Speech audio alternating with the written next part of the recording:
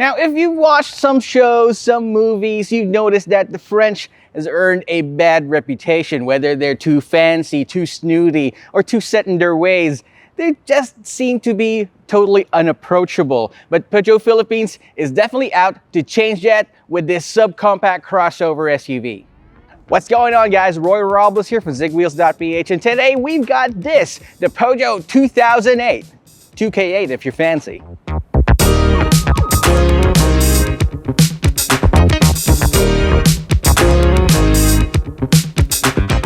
Alright, so let's start with how the Peugeot 2008 looks. From the front end, you'd notice this aggressive cat-like appearance that I think it definitely has. You got these 3 strips of DRLs, which kind of mimic like whiskers off of a cat. And if you want to know exactly what the Peugeot 2008 looks like, just look at the Peugeot logo right there.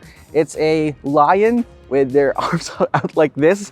And yes, it definitely looks like it wants to pounce when you're on the road. It's got this low squat stance right there. Like I said, it's ready to pounce. Plus the hood, it's kind of low for a crossover SUV, I gotta say. But it does have these interesting character lines that give it a more focused kind of look. This huge aggressive grille right here really completes the overall look. Plus you got full LED headlamps. This overall look for the Peugeot 2008 is a great effort from Peugeot, especially when they try to stand out in this huge, I want to say, oversaturated crossover SUV market. Now, heading over to the side profile of the Peugeot 2008, you'd notice a lot of interesting bits that you definitely won't be seeing on any other car out there. Usually when I discuss side profile design features of a vehicle, it's definitely one boring slab. But right here, you see angles in just the right places. You got triangles up front, and in the rear right here, you got these contrasting blacked out side mirrors, two-tone 17-inch alloy wheels. This interesting roof rail up top is also decked in piano black, plus this looks like a dark chrome color on the side right there. Plus, of course, like I said, this is a crossover SUV. You get prerequisite black plastic cladding, but at the bottom right here, it also has a silver kind of strip down there, making it more interesting at least to look at. Now, those 17-inch alloy wheels, when I first saw them, it had a weird configuration to it. It has 4 lugs, and I figured European cars usually have 5 lug configurations, but here it has 4. So I tried to figure out what type of PCD does it have. Usually the PCD is the circumference of those lug nuts around there. So if you're thinking about trying to change those wheels into aftermarket ones, you'd be hard-pressed to find the perfect ones to fit in there because it has a 4x108 configuration. Usually 4 lug wheels have a 4x100 or even 4x110s. These ones are really weird. So that's the first thing French that I find about it. Maybe the French was thinking, why do you have to change the tires of your car or the wheels of your car? This is perfect already. But no, the Peugeot 2008 is definitely 100% French. If you want to change those wheels, you gotta ask Peugeot if they have any other recommendations. You can't go aftermarket that easily. I did mention the squat overall stance of the Peugeot 2008 earlier, and it's even more evident right here because, you know, the Peugeot 2008 is definitely low, especially for a compact crossover SUV. I can actually see the roof up top right here, which is quite kind of unsettling for me because this is an SUV. But hey, at least you still have 170 millimeters of ground clearance to work with, which is still lower than the standard, about 180 or even 200, but that's okay. You even have this floating roof design right here to give it an even more athletic stance. Now, heading over to the rear of the Peugeot 2008, the first thing you'd notice are these thin, smoked LED tail lamps. It carries over from the front, carrying those rear 3 strips of tail lamps right there. Kind of looks like claws again. I think it gives it a more cohesive design, especially since it ties up with this black bar right there. You even got a spoiler up top. Now here's another French thing about this car. You see this extended rear bumper right here? It's actually kind of soft because in France they have these narrow streets and they parallel park right there on the street. So whenever they park close to each other, hitting the car in front of you and behind you isn't a rare occurrence. So that's just made out of necessity. Below here you have these dual port exhausts, and that's pretty much all she wrote about the back. Now, opening up the tailgate, you would expect for this price point that this would have power tailgate, but no. Just have this manual operated one, giving you access to all the space inside.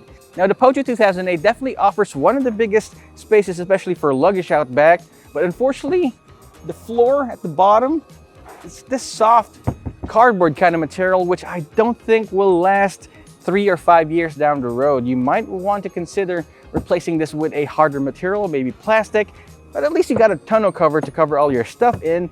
But again, it's just a hassle right there. If you need even more space, you can actually fold these rear seats down. They fold in a 60-40 split configuration. All good, all easy. All right, so that's enough of what we have to say about the exterior. Let's look at the inside. All right, so we're inside the Peugeot 2008. And I gotta say, of all the small crossovers out there, this is one of the most modern that they've ever been in. The reason behind that, of course, is this, really futuristic iCockpit system from Peugeot. The iCockpit system is pretty much a digital display cluster, but it has a 3D parallax effect that gives you this cockpit look. It's like you're in a fighter jet. Now, a couple of the criticism behind that iCockpit system is that if you're an average-sized Filipino, about 5'5" or 5'6", getting into your driving position would actually block, you'd have the steering wheel block your line of sight for the iCockpit gauge system. But for me, now that I have set this up right in this way, I can actually see it perfectly with the gauge information right there, exactly right on top of the steering wheel. The steering wheel, by the way, I know there's a trend these days where companies would give their steering wheels a D-shaped one. In this case, they doubled down on it, gave it a double D. This is more of an oblong shape, small diameter steering wheel, which is quite sporty. You've got a 7-inch touchscreen infotainment system that does thankfully have Apple CarPlay and Android Auto. It blasts tunes through 6 speakers, and it sounds really great.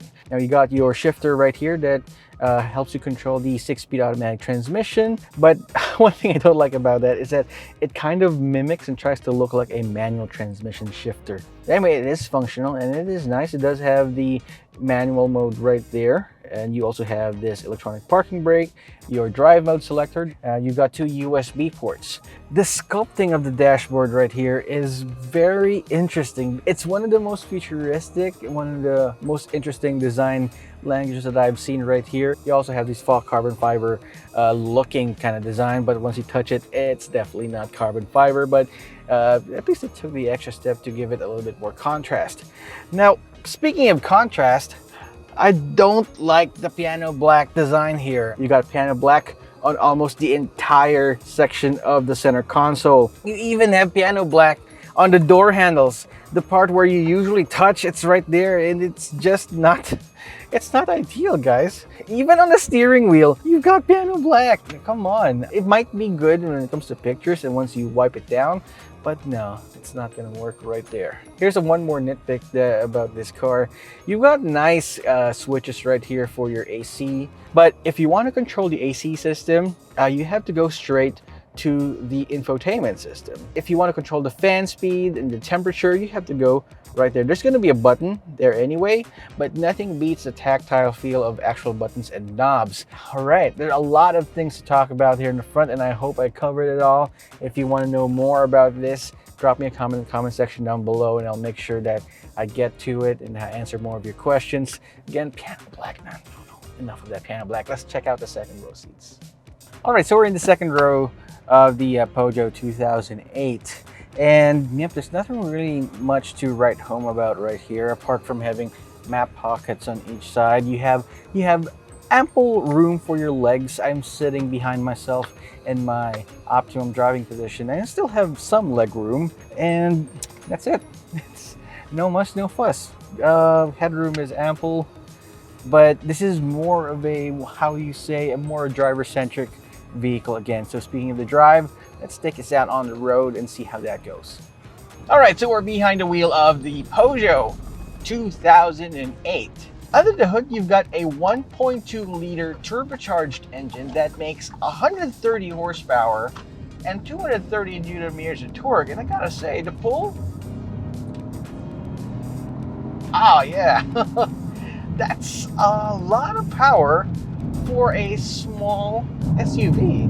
It's very smooth. The power delivery of the turbocharger It's definitely comes in a more linear fashion than most, so you can just feel the surge of power as you move along. So you got three different drive modes.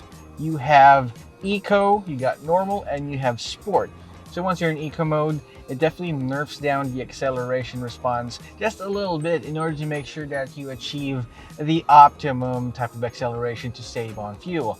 Normal is just normal, of course. That's just for the default driving setting. And if you need a little bit more pep in your step, set it to Sport mode and let her rip. All right, so for suspension, you've got your McPherson struts up front and a torsion bar rear suspension right there in the back. That's probably the only downside for the Peugeot 2008, because the suspension setting seems to be a little tuned more for comfort. You see, this is definitely more of a city car more than a highway cruiser or a canyon carver, because you're definitely not going to be attacking the corners in a more aggressive fashion because of how the suspension is set up. But because of the way the suspension is, you have a really soft drive, which leads me to NVH. NVH levels on this car is certainly above average. You don't hear a lot of the noise coming from the outside. The vibration from the 3-cylinder engine is really evident though once you're in idle, especially when you're standing next to it on the outside. But once you get going, the engine is certainly something. It's sort of like a small growl of such. I wouldn't call it as much as a V8 sound.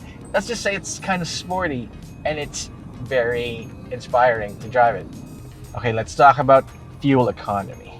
Here's the thing. The Peugeot 2008 is a crossover SUV, but it only has a 45-liter tank in it. So when this was sent over to me, it showed me that I had like 520 kilometers worth of range in it for a full tank. So if I had to do the math, that meant that I had more than 10 kilometers per liter to use. I was figuring that might be a fluke. I mean, the system recognized that it has a lot of gas in it. So I drove this around, and in the city, surprisingly, I was able to get about 11 kilometers per liter in the city. And that's just phenomenal. That sounds like what a mini hatchback could do in the city. And on the highway, it just goes to town with the fuel economy. 16 kilometers per liter on the highway without even trying and being on sport mode. And that's just something else.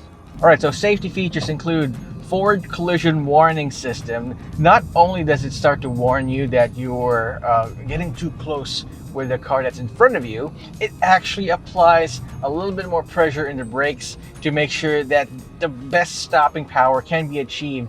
To make sure, because around the car you got proximity sensors that detects the vehicle right in front of you. They actually uses some sort of radar technology to detect the cars that are in front of you. Now it's got cruise control, it's got hill start assist. It also has some active driver assistance like lane keep assist and lane departure warning. It's got multiple airbags, ABS with the electronic brake force distribution, and overall it's a very safe car. So we've got a backup camera, but the frame rate and the refresh rate on it doesn't seem to be on par with 2022 standards. Maybe they're thinking, if you want a good resolution, go to the cinema. No, just kidding.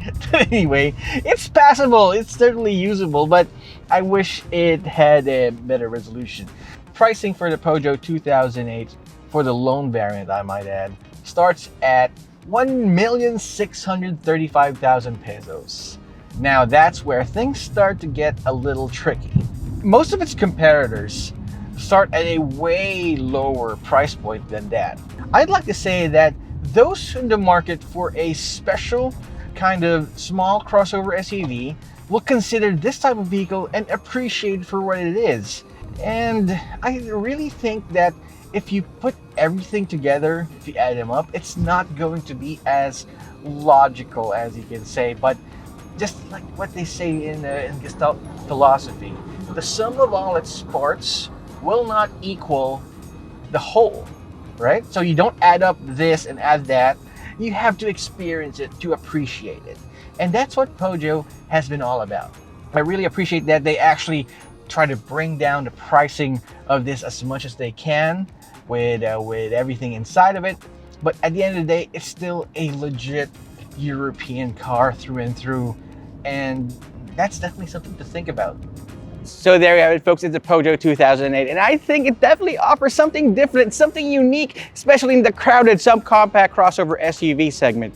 But what do you think? Here are 3 things that I don't like and 3 things that I love about this SUV. First of all, I don't really like the interior space that it has inside. Now, I'm not the best judge in order to give you some idea of how much space you need inside, because I'm 5'10.5" and I pretty much have a really chunky frame. But if there were 5 of me inside of this, it would definitely be a total clown car show. I also don't like the lack of interior amenities. I mean, you do have a lot of interesting design features, especially for the front passengers, but in the rear, the lack of USB ports or AC vents is definitely something that Peugeot might want to think about in their next few models. And the third thing I don't like about the Peugeot 2008 is the iCockpit gauge cluster. I mean, yes, it definitely looks futuristic, it looks really nice, but it's not for everyone. If you're definitely lower than 5'10.5", you definitely won't be seeing that gauge cluster, and the steering wheel, despite having a double D shape, you won't be able to see it. Now we got all the nitpicky things out of the way. Here are 3 things why I love the 2008. First of all, it's the powertrain. So under the hood, that 1.2-liter 3-cylinder turbo engine plus a 6-speed automatic transmission, it's just sublime. Everything seems to be connected so well with the driver, plus you got great fuel economy as well. Second thing I love about this is the looks. I mean, look at it. In this orange color, it definitely stands out in a sea of subcompact crossover SUVs out there. Plus, you get that Euro styling for much less. The third thing I love about this are the safety features. I mean, you even have active driver assistance in order to help you out in the road, making it a much safer drive, which you rarely see in subcompact crossover SUVs. So that is it for our review of the Peugeot 2008. What do you think? Drop us a comment in the comment section down below. I think it offers quite a complete package, especially for what Peugeot Philippines is asking. Plus, you definitely look good while driving down the road. Now, while you're in the comment section, why not leave us a like and subscribe to our channel and hit that notification icon so you wouldn't miss any of our videos. This is Roy Robles from Zigwheels.Ph, and I'll see you guys next time.